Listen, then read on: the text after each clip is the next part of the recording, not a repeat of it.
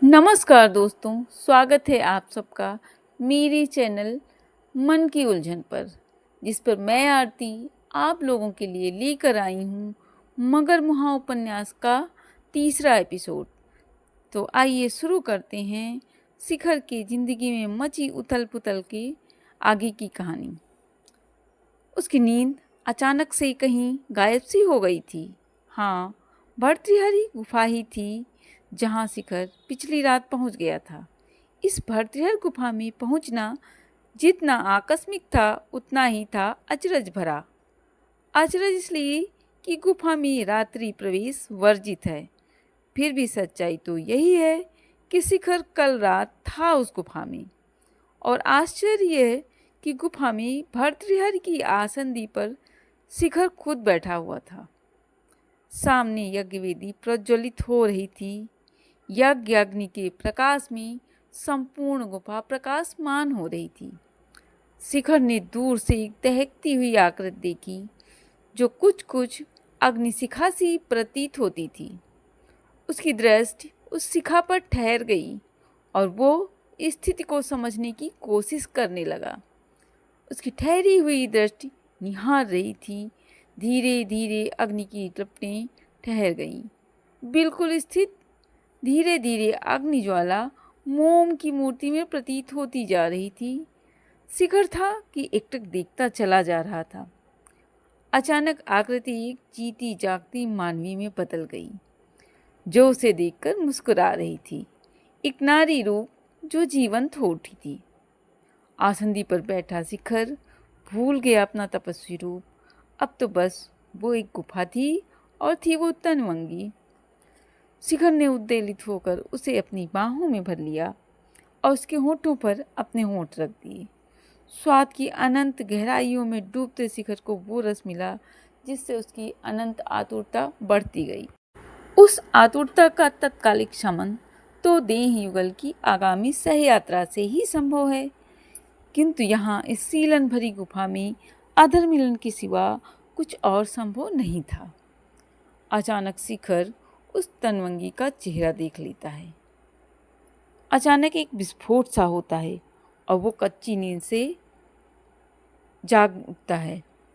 वो पसीने से लथपथ उठ के बैठ जाता है। आधी रात को वो अपना चेहरा घुटनों में छुपाए बैठा हुआ था। ये क्या और कैसे हो गया? असंभव कैसे संभव हो गया? गायत्री उसके सपनों में और इस रूप में कैसे आ सकती है? घुटनों में मुंह छुपाकर बैठना अब शिखर के लिए असहनीय हो गया था। वो झटके से उठा, अपना मुंह धोने के लिए आंगन में आया, परंतु तभी वहाँ गायत्री भी आ गई। उसे अचानक क्या हो गया था कि वो गायत्री को आंखें फाड़ फाड़ के देखे जा रहा था। ऐसे में गायत्री ने उसका हाथ पकड़कर पूछा, क्या हुआ मामा सा? आपकी तबीयत तो ठीक है? क्या अम्मा जी को जगाऊं? आप बोलते क्यों नहीं? कोई बुरा सपना देख लिया है क्या? शिखर को लगा जैसे उसकी चोरी पकड़ गई हो।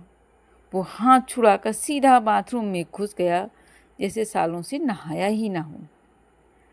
नहाने के बाद वो आंगन में लगे गोल आईने के पास खड़ा अपने बाल संवार रहा था।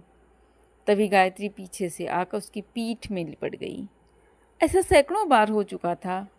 जब गुड़िया सी थी गायत्री, तब उसके पैरों में लिपटती थी, और आज वो 16 वर्ष की हो गई है तो उसकी पीठ तक पहुंच जाती है। उसका यूं लिपटना उन दोनों के लिए कोई नई बात नहीं थी, मगर आज सिहर उठा था शिखर। अभी अभी थोड़ी देर पहले नींद में जो विस्फोट हुआ था उससे अभी अभी संभाला था शिखर ने खुद को, लेकिन अब यह मानसिक दबाव उसकी धमनियों में तनाव पैदा कर रहा था। गायत्री थी कि बोली जा रही थी, क्या हुआ मामा जी? आपने इतनी जल्दी क्यों नहा लिया? अभी तो 4 भी नहीं बजे हैं। शिखर ने झटके से गायत्री को अलग कर दिया और उसकी ओर देखे बिना ही बोला, तू सुबह सुबह क्यों परेशान कर रही है? जा, सोती क्यों नहीं? गायत्री छिटक कर बिस्तर पर गिर गई। कुछ देर बाद उसकी सिसकियों की आवाज़ सुनकर शिखर उसकी ओर मुड़ा। आज उसकी नज़र में चोर था। उसे समझ नहीं आया कि रातों रात अचानक ये चोर कहाँ से आ बैठा। गायत्री अपने दाहिने हाथों से आँखों को ढके हुए बिस्तर पर सीधी लेटी हुई सिसक रही थी। पहली बार शिखर की नज़र गायत्री के सीने पर पड़ी, जो रोज में बदल चुके थे। जाने कितनी बार शिखर ने गायत्री को ऐसी स्थिति में देखा होगा, मगर कभी आज की सी नज़र से नहीं देखा होगा। देखने की इस दृष्टि में अंतर से हैरान है शिखर। अपने तनाव की चरम सीमा पर खड़ा शिखर खुद को संभालने की कोशिश कर रहा था, लेकिन गायत्री थी सिसकियों के स्कोलों को अपने सीने के हवाले दफन कर जिद पकड़े रो रही थी कि जब तक मामा साहब मनाएंगे नहीं, वो नहीं मानेगी। वो जितना खुद को संभालने की कोशिश कर रहा था, उतना ही तनाव उसकी नसों में फैलता जा रहा था। अंत में शिखर गायत्री के भरे भरे सीने में मुंह छुपाकर फूट पड़ा। उसे बेहद तहासा चूमने लगा। गायत्री कुछ देर स्तब्ध रही, फिर शिखर के बालों में उंगलियां फेरने लगी। गायत्री के इस स्पर्श से शिखर की जड़ें हिल गईं और वो अपना आपा खो बैठा। गायत्री सहम गई और अपने आप को अलग कर बाहर खड़ी हो गई। शिखर बिस्तर पर पड़ा रहा और वो कुछ देर शिखर को देखती रही, फिर अपने कमरे में भाग गई। उसकी देह को पहली बार पहचान मिली थी। क्षोभ और आशंका से घिरा शिखर पड़ा रहा बिस्तर पर, मानो भयानक तूफान के गुजरने के बाद पसरी हुई खामोशी। जब उसे लगा कि गायत्री सरोजी जी के पास जाकर सो गई है, तो वो उठा। उसने संदूक खोलकर अपने कपड़े, कुछ पैसे और अपनी डायरियों को अपने शांति निकेतन वाले थैले में डाला और अपनी साइकिल पर सवार हो पहुंच गया देवास रोड की टेकरी पर। और अंत में सूर्यदेव निकल आए। अब तो शिखर को नीचे उतरने के सिवा और कोई चारा ही न था। दोस्तों, आगे की कहानी के लिए जुड़े रहिए मेरे चैनल से। अगर आपको मेरी स्टोरी पसंद आई हो तो लाइक, सब्सक्राइब और शेयर कीजिए और कमेंट करके बताइए कि कैसी लगी मेरी स्टोरी।